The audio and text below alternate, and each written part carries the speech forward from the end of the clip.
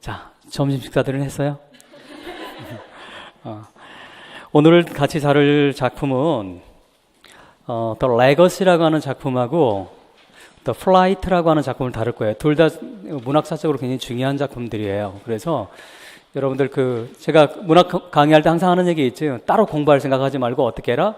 이 수업 시간 그걸로 끝내라. 나중에 따로 예습한다, 복습한다든지 그럴 겨를이 없으니까 가능하면 제가 이제 조금씩 읽는 시간을 드리잖아요. 그러니까 그때 여러분 빨리 읽으시고 이해가 안 되는 건 그냥 여러분들이 그런 부분들은 이제 제가 두 가지 읽었는데 여러분 이해가 안 되는 거 그런 거 집에 가서 복습해도 상관없습니다. 또 한 가지 작품이 긴 것들은 제가 다 다룰 수 없기 때문에 제가 여러분들 중요한데 시간상 한계로 읽지 못하는 것들이 있어요. 그거 읽으라고 하는 부분만 여러분들 읽으시면 돼. 하나의 작품을 처음부터 끝까지 다 읽을 필요는 없습니다. 왜? 우리 시험이 하나의 작품이 전체가 나오는 경우는 전혀 없어요. 그렇기 때문에 중요한 시험에 나올 가능성이 있는 그런 부분들을 중심으로 제가 항상 강의를 하니까 그것만 여러분 체크를 좀 해주시면 좋겠어요. 자, 그러면 먼저 441페이지에 더 레거시를 같이 보도록 하겠어요. 별표 치시기 바랍니다. 사실 굉장히 중요한 작품이에요. 물론 작가도 워낙 중요한 작가죠. 우리가 보통 영문학에서 20세기 초반에 가장 위대한 작가 4명을 일반적으로 뽑을 때 들어가는 작가 중에 한 명이죠. 즉 영국 모더니즘의 4명의 가장 위대한 작가, 즉 4대 모더니즘 작가라고 얘기하는 그런 소설가들이 있어요.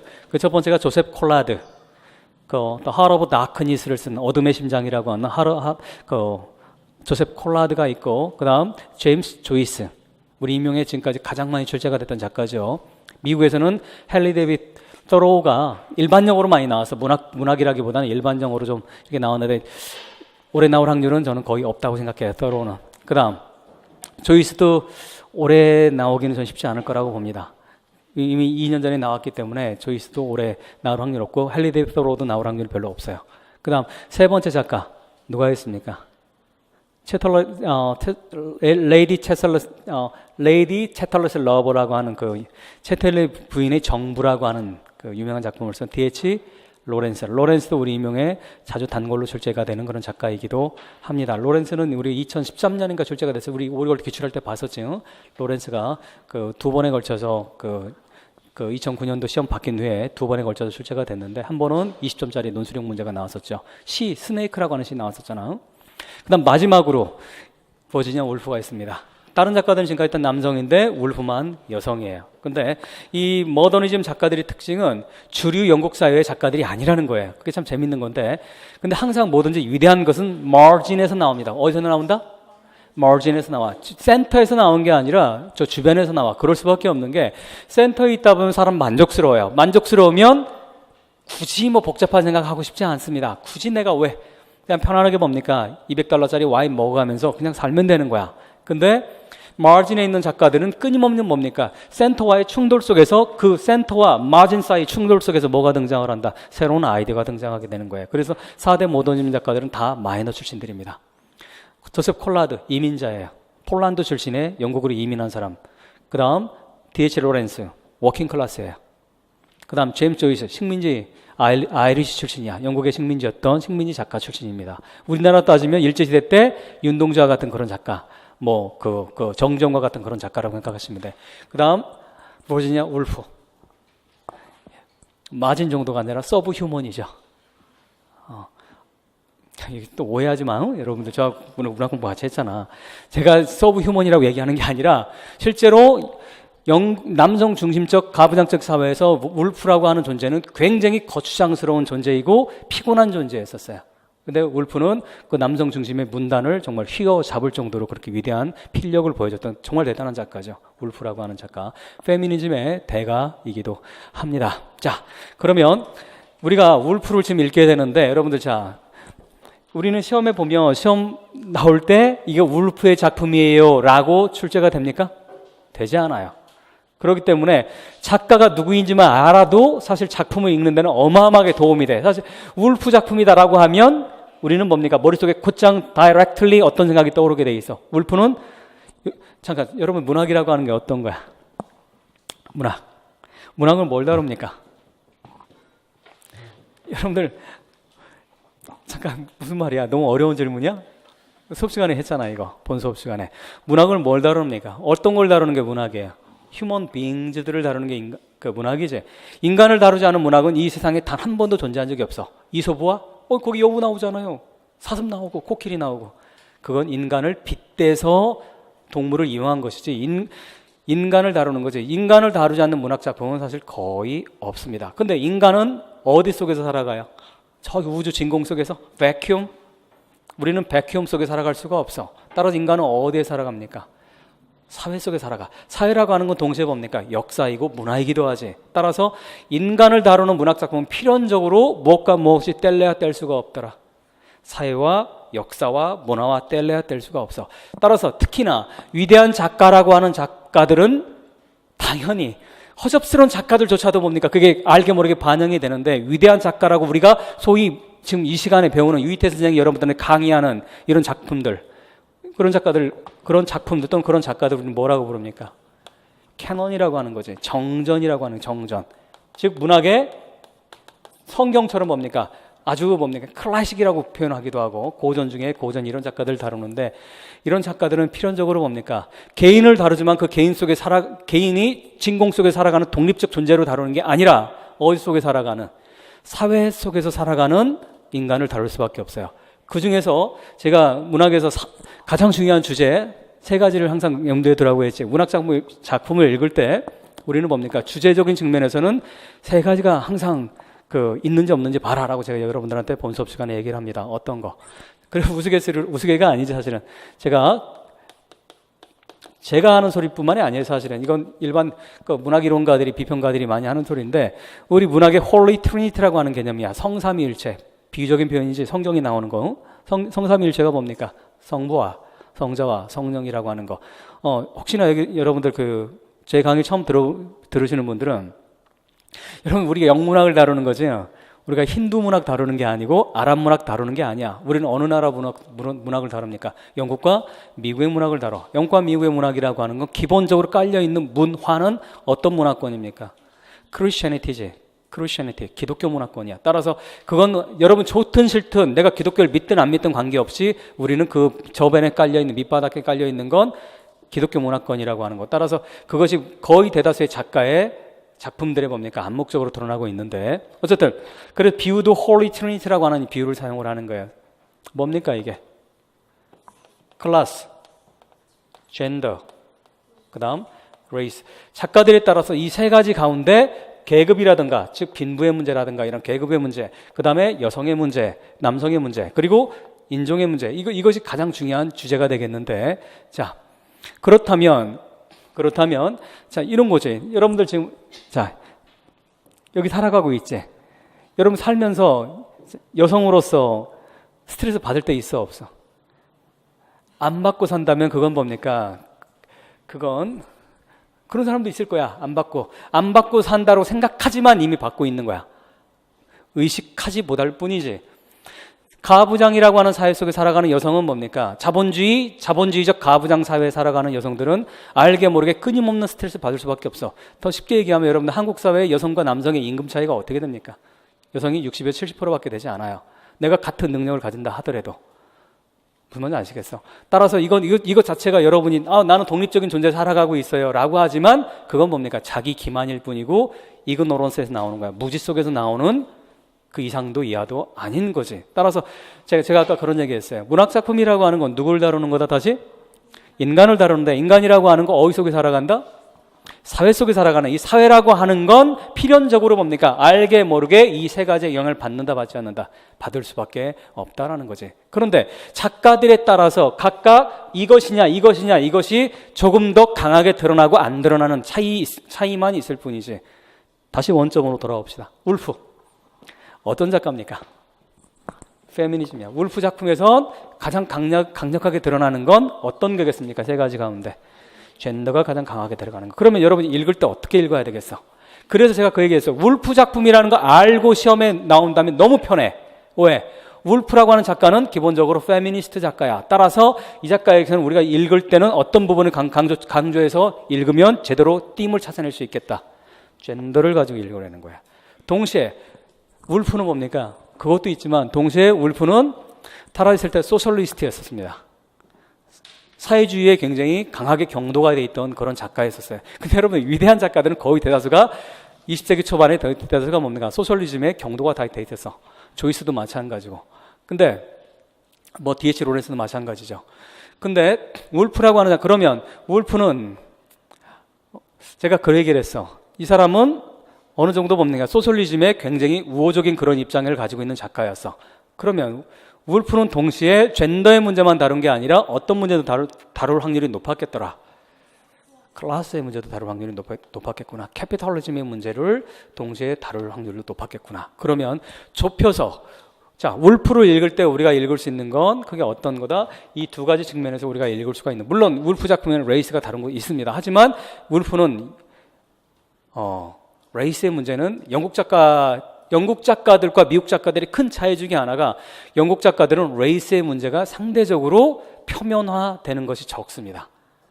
왜 그럴까? 영국은 미국보다 레이스의 문제가 덜 충돌적이었기 때문에 그래요. 이것이 이미 제가 아까 모두에 얘기했던 어떤 거, 문학은 뭘 반영하지 않을 수 없더라.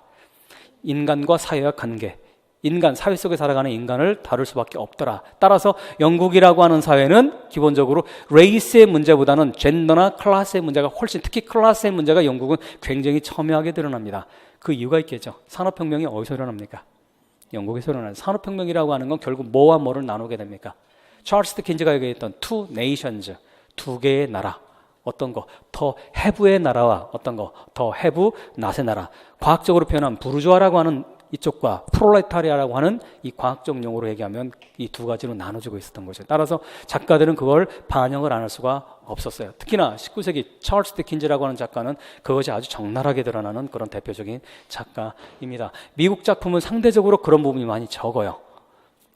대신에 클래스의 문제보다는 미국 작가는 상대적으로 어떤 측면의 주제를 많이 다룬다. 당연히 여러분들 우리가 알고 있는 노예제, 200년이 넘는 노예제를 했던 바로 미국은 그 사회 특수한 현상에서 뭡니까? 레이스의 문제가 전면화되는 작품들이 압도적으로 많습니다. 이게 여러분들 어떻든 이게 이제 우리 문학을 읽을 때 크게 뭐 큰 틀로 여러분들이 백그라운드 나레지를 가지고 있으면 유용한 그런 게 되겠는데, 그래서 제가 이제 이게 큰 틀의 주제적인 측면에서 보는 거고, 구체적인 작품을 들어가서 읽을 때는 여러분 어떻게 읽으라고 했어요? 첫 번째 뭘 봐라? 캐릭터를 봐라. 캐릭터 중에 자주 반복돼서 나오는 캐릭터가 결국은 작품에 뭐가 될 수 있더라? 프로타고니스트, 메인 캐릭터가 되더라. 자, 그래서 작품을 볼 때는 어떻게 메인 캐릭터와 마이너 캐릭터를 구별할 줄 아는 게 굉장히 중요합니다. 두 번째, 뭘 봐라? 내레이터를 봐라. 내레이터. 그 다음 세 번째, 이 순서는 바뀌어도 상관없어요. 뭘 봐라? 세팅을 봐라. 세팅은 특히나 뭡니까? 공간적 장소가 어디인지. 공간과 시간을 따져본다면 공간과 시간이 둘 다 세팅이야. 하지만 우리 문학에서는 시간보다는 일반적으로 뭐를 더 세팅을 어떤 측면을 강조하더라? 로케이션, 공간의 개념을 더욱더 중시하더라. 그 다음 네 번째 어떤 걸 봐라? 어케이전을 봐라.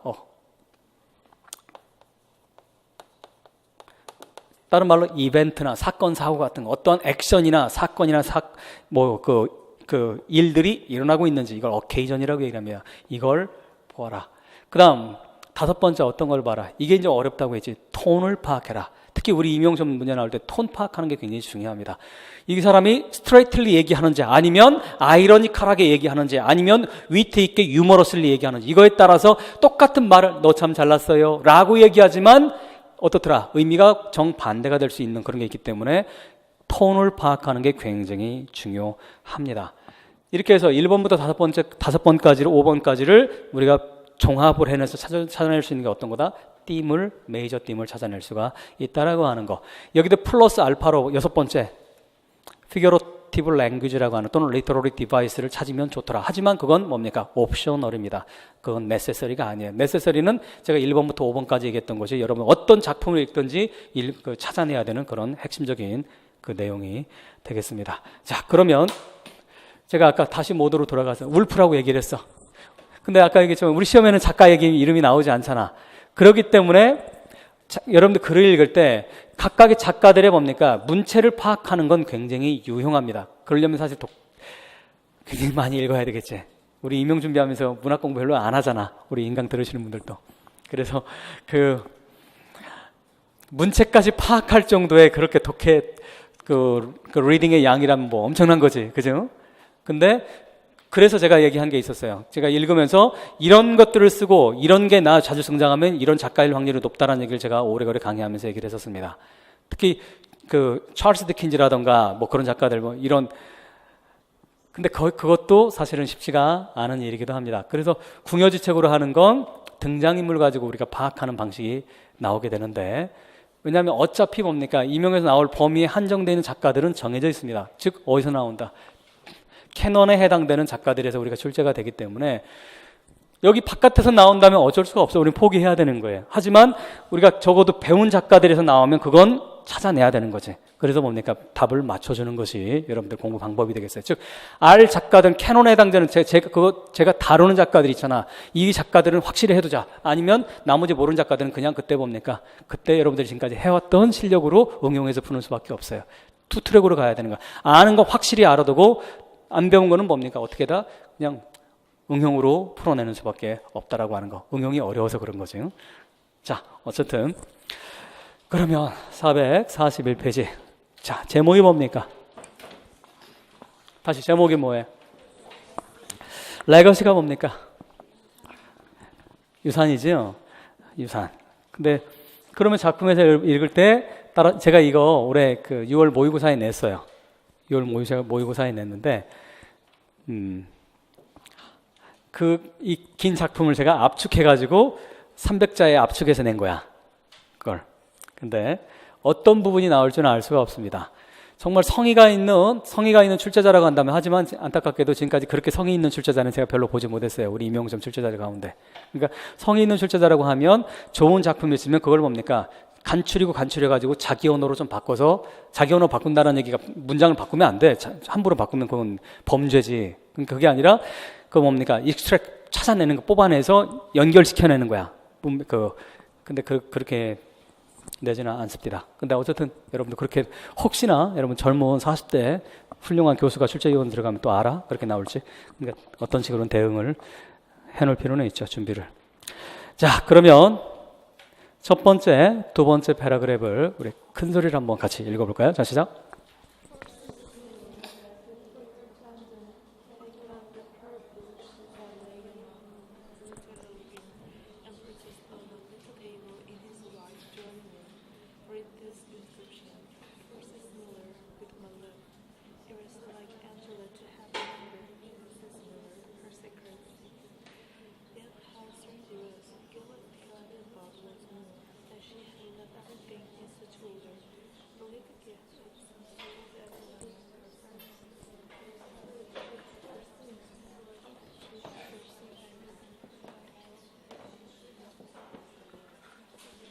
자, 수고했습니다. 여러분들 읽는 시간 주는 이유 알죠? 읽고 여러분 생각하고 다시 말하지만 이제 따로 공부하지 말라는 개념인데, 시간이 남아서 주는 게 아니야. 따라서 읽을 때는 여러분들 철저하게 읽어야 돼. 아시겠어요? 자, 그러면 저한테 설명하세요. 아까 읽는 방법대로 찾으시기 바랍니다. 캐릭터 누가 등장합니까? 이 작품은 참 재밌는, 물론 울프 작품이 정말 다 재미있어. 거의 대다수 작품이 굉장히 뭡니까? 재미도 있고 굉장히 프로버킹, 우리말로 좀 뭔가 그 자극을 강하게 주는 그 프로버커티브한 그런 작품들인데, 이 작품은 특히 여러분들 그 포인트 오브 뷰라고 하는 거, 포인트 오브 뷰, 관점이라고 하는, 시점이라고 하는 거, 그건 뭐와 연결이 되어 있는 겁니까? 내레이터와 연결이 되어 있는 거야. 따라서 이 작품은 주인공을 찾는 거 굉장히 중요해. 동시에 내레이터를 찾아내는 것도 굉장히 중요합니다. 그걸 여러분들 지금 읽었지만, 그러면 제가 지금 질문을 던졌어. 캐릭터 보세요. 캐릭터 찾기는 어렵지 않아. 왜 그래요? 이름이 등장하고 있지. 누구와 누가 등장합니까? 다시 누가 등장하고 있어요? 밀러라는 사람이 등장하고 있어요. 그 다음 또 누가 등장합니까? 누구? 길버트. 누가 등장합니까?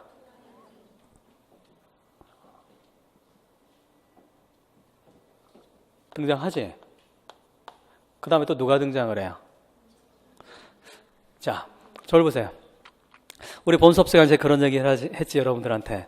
캐릭터는 여러분들 캐릭터 문제가 나오면 어떻게? 항상 두 가지를 구별하라고 했지. 어떤 거? 지금 스테이지 위에서 액션을 하고 있는 캐릭터와, 이건 드라마에서만 얘기하는 게 아니라 소설도 마찬가지, 시도 마찬가지야. 지금 스테이지 위에서 실제 액션을 하고 있는 사람과 커튼 뒤에 있는 사람을 다 찾을 줄 알아야 된다. 무슨 말인지 아시겠어? 이걸 구별할 수 있는 게 굉장히 문학을 읽는 또 하나의 방법이야. 중요한 방법이기도 하고. 좀 더 논외의 얘기인데 일반 영어도 마찬가지야. 여러분들 제가 복잡한 일반 영어 글이 나오면 어떻게 읽으라고 했어요? 뭘 찾아라? 보이스를 찾으라고 얘기하죠. 보이스, 목소리. 누구의 목소리가, 몇 개의 목소리가 글 안에 있는가. 이거 못 찾으면 일반 영어 어려운 문제는 문제 풀기 어려워. 보이스를 찾는 거 마찬가지로 뭡니까? 그 사실 제가 문학적 방법을 일반 영어에 도입한 방식이야. 근데 어쨌든 지금 캐릭터를 찾으라고 했는데 캐릭터는 스테이지 위에서 지금 액션을 하고 있는 사람하고, 즉 우리 눈앞에 지금 보이고 있는 사람이야. 하지만 후면에 있는 사람이죠. 커튼 뒤에 있는 사람 찾으세요. 지금 누구와 누구가 지금 스테이지 위에 있습니까? 아직은 찾기 어려웠어? 그러면 좀 더 봅시다. 자, 그러면 또 어떤 캐릭터가 또 있습니까? 잘은 모르겠지만 스테이지 위에 있지 않은 캐릭터가 또 한 명 있지. 누굽니까? 엔젤라지. 자, 여기까지는 우리가 지금 이름대로 찾아 썼어. 근데 당연히 뭡니까? 캐릭터를 찾았으니까 그 다음 단계 여러분들 우리 본 수업 시간에 어떻게 나아가라고 했어? 캐릭터를 찾는 이유가 뭡니까? 메인 캐릭터와 필연적으로 뭐가 연결되어 있기 때문에, 메이저 띵과 연결이 되어 있기 때문에 그런 거지. 그런데 그러려면 캐릭터가 어떤 사람인지 파악하는 게 중요합니까? 중요하지 않습니까? 굉장히 중요한 거지. 캐릭터를 찾았으면 캐릭터의 다음에 여러분들이 해야 되는 건 뭘 찾아야 되는 거야? 문학 용어로 뭐라고 합니까? 이거 캐릭터라이제이션, 즉 작가가 등장인물을 어떻게 묘사했는지, 즉 캐릭터화, 어떻게 캐릭터화했는지를 찾아내는 거야. 그런데 캐릭터 찾아낼 때 일반적으로 뭡니까? 그게 두 가지가 있지. 하나는 뭡니까? 어피어런스를 보여주는 게 있어. 예를 들어서 이 사람의 얼굴은 달걀형의 부드러운 소프트한 표정을 지니고 있어. 어떤 사람이야 이 사람 일반적으로? 독한 놈이야? 안 독한 놈이야? 나름 착한 놈일 확률이 높아. 근데 턱이 사각인데다가 얼굴은 찌푸리고 있어. 이렇게 만약에 어피어런스를 묘사하고, 여러분들 어피어런스 묘사하는 거 굉장히 중요하지. 작가가 여러분들한테, 독자인 여러분들한테 뭔가를 얘기해 주려고 하는 거지, 간접적으로. 어떤 사람이야, 후자는? 이 사람은 굉장히 강팍한 사람일 확률이 높은 거지. 무슨 아시겠어? 즉 캐릭터라이제이션을 여러분들이 하는 거, 캐릭터를 찾아보는 거, 어떤 캐릭터를 지니고 있는지. 이건 거의 모든 작품의 공통적인 현상이야. 이걸 찾아내야 되는 거. 그런 다시 어떤 거? 어피어런스 찾는 거, 외모에서 찾아보는 게 있고, 두 번째는 뭡니까? 당연히 그 사람의 내면을 찾아야 되는 거지. 내면은 대화라든가 또 작가의 설명이라든가 이런 데 좀 더 나올 테니까 그건 우리가 찾아내면 되는 거고. 그러면 또 하나 뭡니까? 관계를 찾는 거야. 한 개인의 캐릭터를 찾았으면 관계를 찾아내요. 뭘 찾아라? 릴레이션십을 찾는 겁니다. 누구와 누구 사이에 캐릭터들 간의 관계를 찾아내는 거야. 이게 또 하나 세부적으로 읽는 방법이 될 텐데, 그러면 어떻게 읽는 거야? 자, 어떻게 읽는 거야? 아니지. 어떤 관계야? 자, 길버트라고 하는 사람이 있어. 이 사람과 엔젤라라고 하는 사람은 어떤 관계입니까? 그거 찾기 어렵지 않지? 어떤 관계야? 이 사람은 부부관계라는 걸 알 수 있어. 그치? 그 다음 시시 밀러는 그러면 어떤 관계입니까? 그렇지. 안젤라의 시크릿이야. 비서 역할을 하던 사람이야. 이 사람이. 자, 그렇다면 어쨌든 이 관계를 우리는 지금 파악을 했습니다. 이 관계에서 수없이 많은 다양한 이야기들이 나올 수 있지. 서로 사이가 가장 제너럴하게 하면 사이가 좋다 또는 사이가 나쁘다가 나올 수 있는 거고, 그 다음에 디테일하게 들어가면 수없이 많은 다양한 관계가 형성이 될 수 있을 텐데, 자, 여기에서 이제 왜 삽하면 우리가 가지고 있는 백그라운드 날리지를 가지고 도입을 하면, 작품에서는 그러면 안 돼. 실제 읽을 때는. 하지만 우리는 이게 누구 작품이야? 울프의 작품이야. 그렇다면 페미니즘 작품이라고 하는 건 다시 원점으로 다시 돌아가서 뭘 다루는 거야? 젠더의 문제를 다룬다고 할 때 일반적으로 남녀 관계에서 어떤 사이가 좋은 게 주로 등장합니까? 서로 컨플릭트가 일어난 게 등장을 합니까? 컨플릭이 일어난 게 등장할 수밖에 없어. 그렇지 않으면 그 젠더의 문제가 효율적으로 드러날 수가 없기 때문에. 그러면 이제 메인 캐릭터는 어떤 관계가 되겠습니까? 만약에 클래스의 문제라고 한다면 자 이런 거야. 다 읽지 않는다 하더라도 저 큰 틀을 이해하면 뭡니까? 사실 어느 정도 분석을 해낼 수가 있어. 어떻게?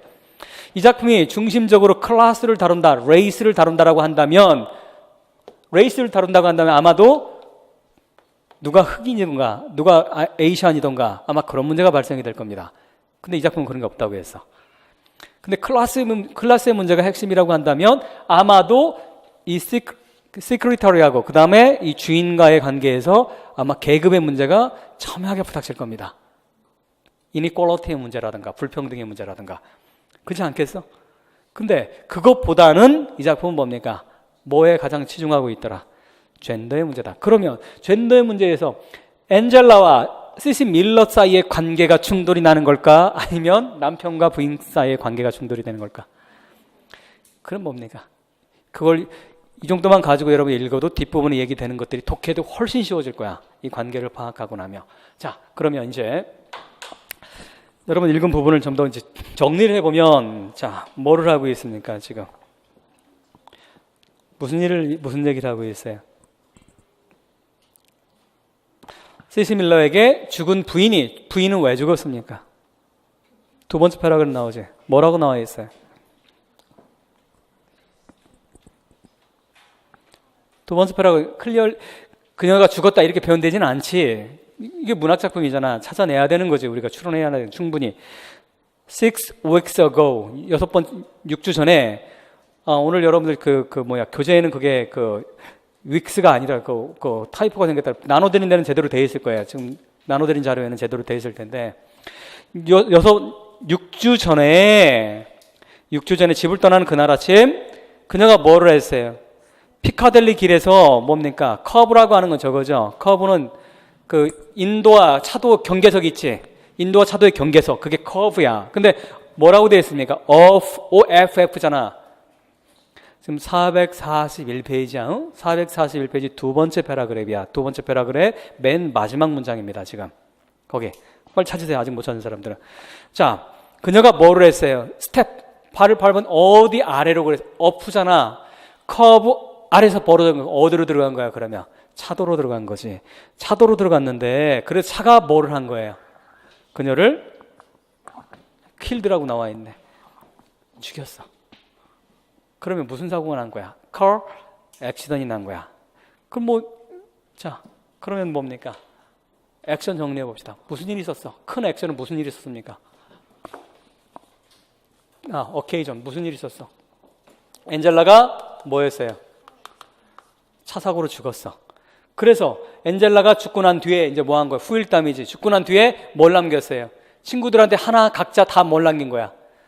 선물을 각자 다 남겼어. 그 중에서도 특히나 누구한테는 시시 밀러라고 하는 자기 시크리터리한테는 뭔가를 지금 남겼는데 남편이 지금 그것 때문에 그걸 주려고 시시 밀러를 부른 거지. 시시 밀러를 이제 아직 여러분들 거기까지 읽지는 않았습니다. 그런데 이 부분이 굉장히 재밌는 부분이야. 항상 소설은 일반적으로 앞부분이 제일 중요하듯이 이 작품도 마찬가지입니다.